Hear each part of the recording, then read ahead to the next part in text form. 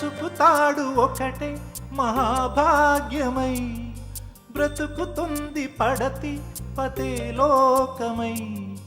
మగని మంచి కోసం పడే ఆర్తిలో సతిని మించగలరా మరే ఆప్తులు.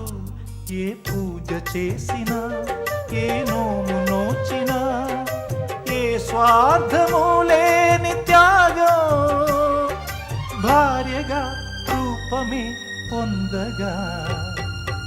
అపురూపమైనదమ్మ ఆడజన్మ, ఆ జన్మకు పరిపూర్ణత ఇల్లాలమ్మా.